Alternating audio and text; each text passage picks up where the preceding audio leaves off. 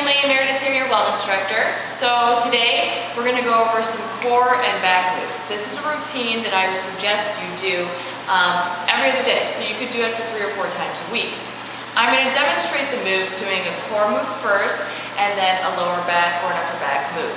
You can do them alternating, or you can take 1 or 2 days out of the week where you do all of your abs at once and all of the back moves at once to really fatigue the muscles, okay? I'll show you more of the beginner version first, and then I'll show you the more advanced version after, okay? So, all you need is a mat or a floor, something where you're going to be able to have something soft on your back so you don't feel your spine crunching down on the ground, okay?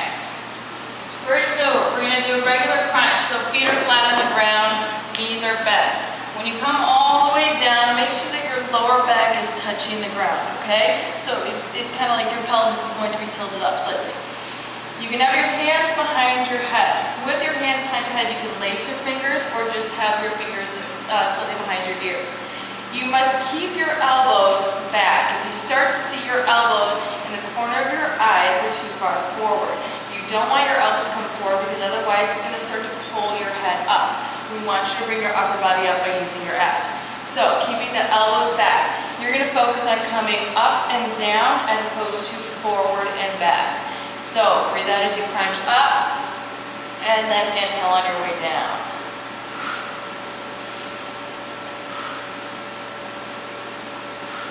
Okay? So once you go through those, I'll give you reps on in the email, and you can choose and play around with it. You might start out with 10, and you might be able to get to 20. As soon as you're done with that, you're going to roll over onto your stomach.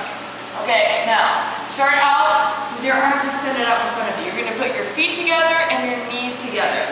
Now, you're going to keep your legs straight. Lock out your legs, because the goal is for you to lift your knees up off the ground. As you're doing that, you're going to start to contract your glutes and everything in your lower back. So, facing the floor, I want you to look down at your mat, lift your knees up off the ground, keeping your legs straight, and release.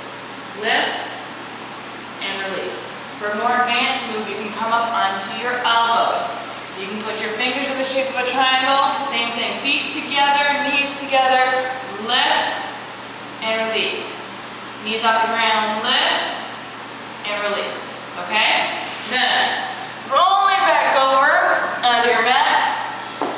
You're going to start in an upright position. Hands are going to be behind you.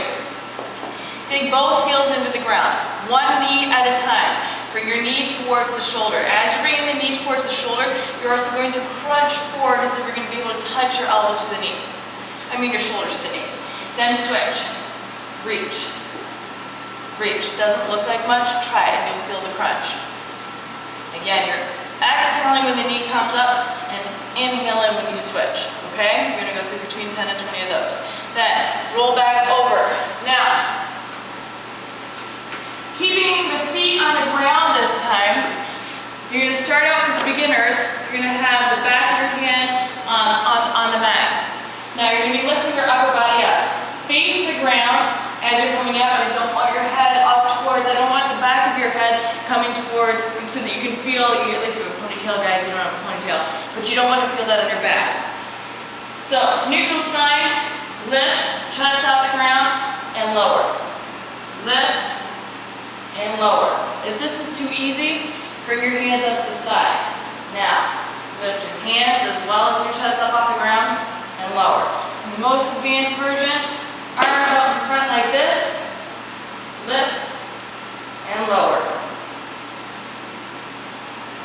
No weight is required for this, that's going to feel hard enough. Okay, last ab move. We're going to do penguins. There's 2 ways you can do this.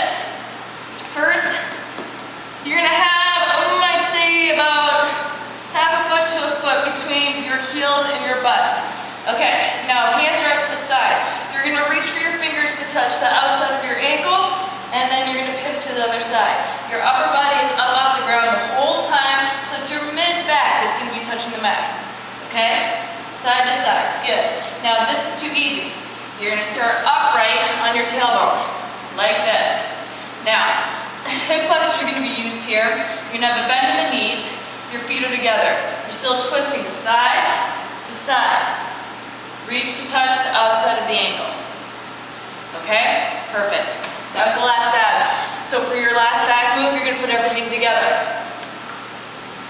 So feet together, knees together. I'm gonna start with my hands here. So you're lifting your legs as well as your upper body at the same time. Lift, lower.